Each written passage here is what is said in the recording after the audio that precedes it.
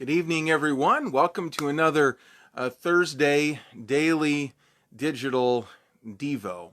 I'm glad that you're with us here tonight. I know some people are going to be hopping on here probably anytime. It's summertime. It is a beautiful evening out. If you're spending some time watching this live with me, I appreciate that. I also can appreciate it if you're enjoying God's creation right now, because it is a beautiful evening, just a little breeze. And when we are done here, I'm going to go home and hopefully we'll be sitting on our back patio area. We have some new patio furniture back there that Rebecca got for her birthday, and an outdoor rug that covers almost our entire area out there, and we have bird feeders out there, and and there are things that we need to do to keep the squirrels away because they really like to climb and get into the bird feeders. And I like seeing the squirrels go around, but there's a family of, they have 87 kids and they're just starting to grow up and stuff. So they're learning how to get onto the bird feeder, and they haven't yet learned from those who are older about what happens if you get on the bird feeder. And I'm not going to spoil that for you tonight, but there are some repercussions, and so we don't like the squirrels getting in there. They're welcome to go on the ground, and they can get all the bird seed they want and all that stuff. So hello, James. Hello, Lori. Hello, Grandma Betty. Good to see you tonight. Hello, hi, Ella Ray. Good to see you. Yeah, it's a beautiful evening here. I can see we have 8 or 9 people that are watching right now. And we're glad to have you on tonight. I'm just saying, it's a beautiful evening. So when we're done here, go and enjoy some time with your family. I know that's what I'm going to do. Kick back on the back patio. Although it's that time of year where you kind of need some bug spray, and that might be kind of important. So, hello, Lori. Good to see you. Glad you're commenting on there. We invite you to like or to comment, react in some way, just to let us know that you're there. And it's kind of nice. This camera is not as good as our Mevo camera, which we've been using on Sunday morning, but I can't respond with the Mevo camera. I can't see who's on here, and I kind of like to see who's out there and who's watching and have that interaction.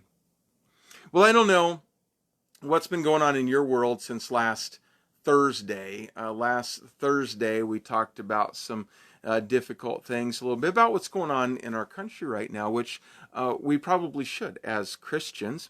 As followers of Jesus, we probably need to, at times, address some difficult issues and be open to honest conversations with one another. I appreciate some friends last week that took some time to spend with Rebecca and I and kind of sort through some issues and talk and process some of the things that are going on, because, I'm kind of at a different place than I used to be.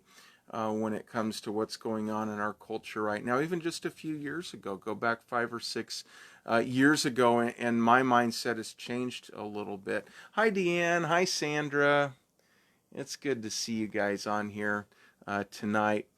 There's just, there's so much division that's going on in the world. It's difficult to have a discussion that is not argumentative, that isn't divisive, to just try to come to an understanding of different viewpoints that other people might have that maybe I haven't considered.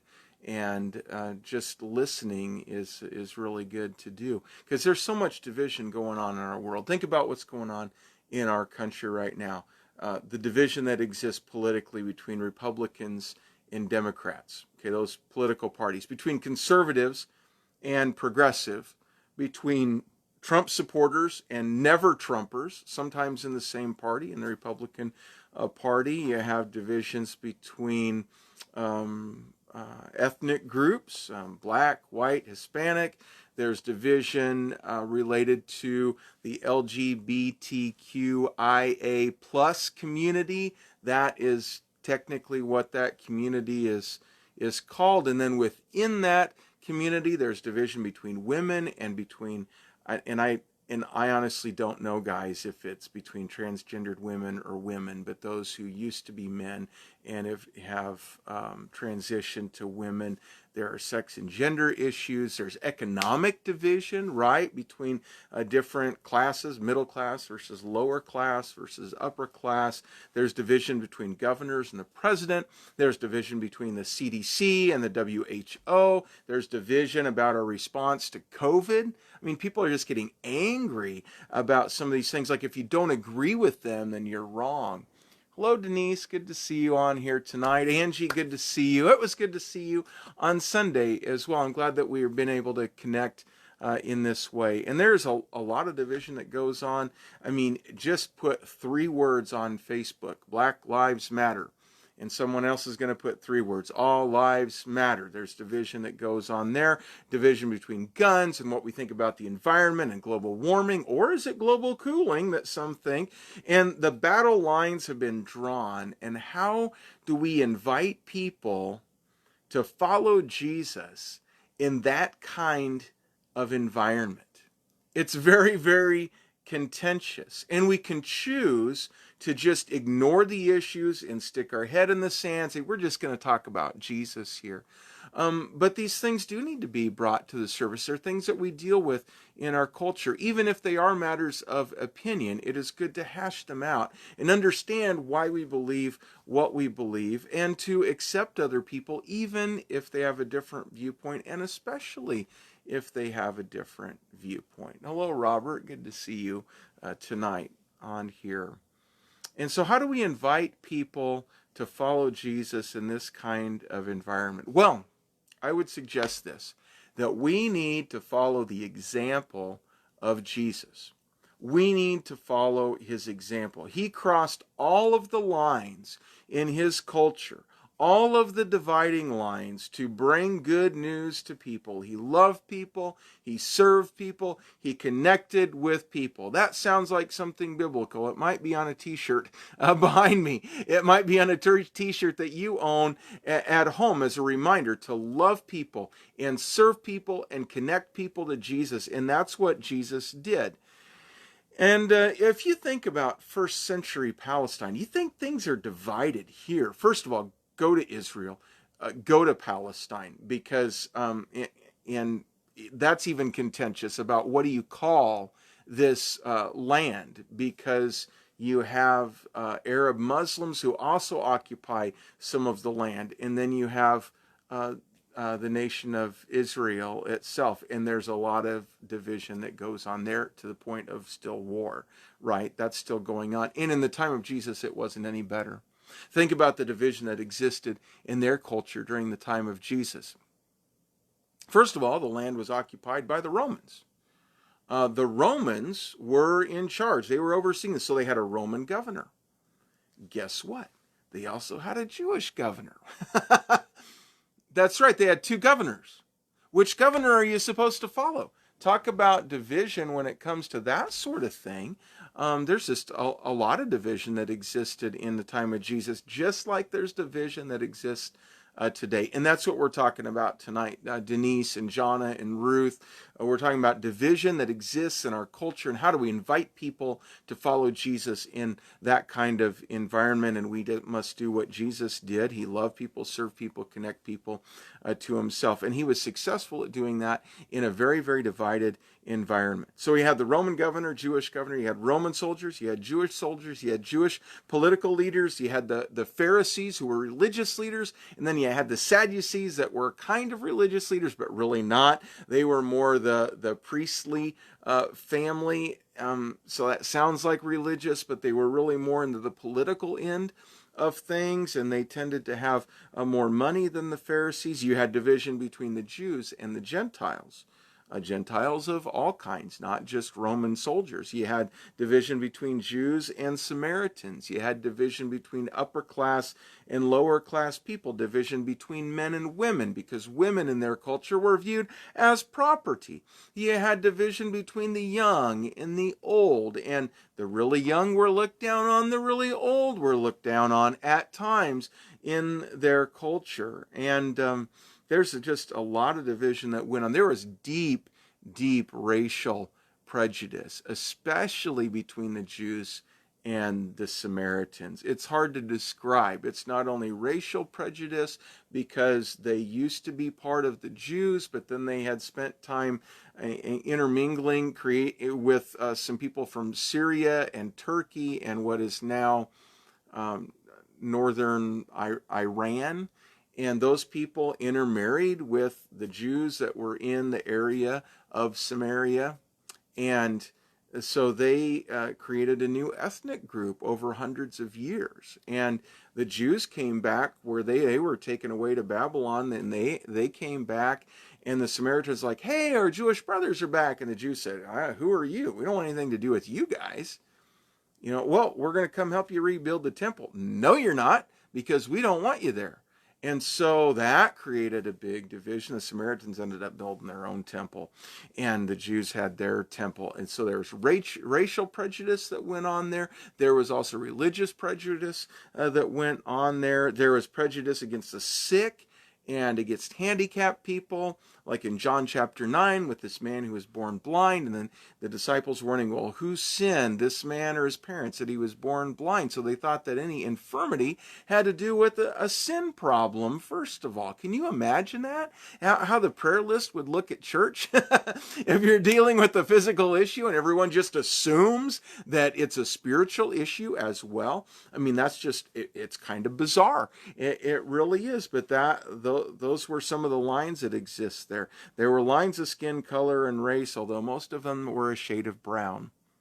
And you know what? We're all the same color, right? Color is produced by melanin, color in our skin, unless you are albino, which some people are, and they don't have melanin. The rest of us have melanin in our skin. It's just a matter of how much.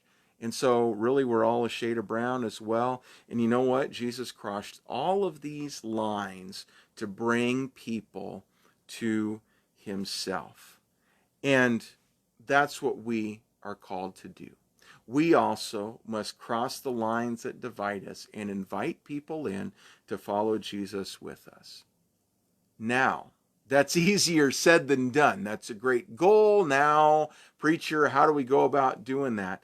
You know what? That's a good question. How can we be effective in this environment? Well, we followed the example of Jesus, and what are the things that he did? Well, he loved, served, and connected people and connected with people, and we need to love, serve, and connect people to Jesus. Of course, we need to do that, but to be effective at that that's a deeper discussion, and that's what we're going to be heading on to on Sunday mornings, is a series called Cross Cultural. And the subtitle is When Jesus Crossed the Line. He crossed the line a lot of times. He upset religious leaders a lot of the time. I mean, and we're not even going to dig into this in this series. We're going to take the next 5 weeks to talk about how we can be effective in this kind of environment, how we can cross lines that exist in our culture and follow the example of Jesus. And there are 5 stories that we're going to unpack with that.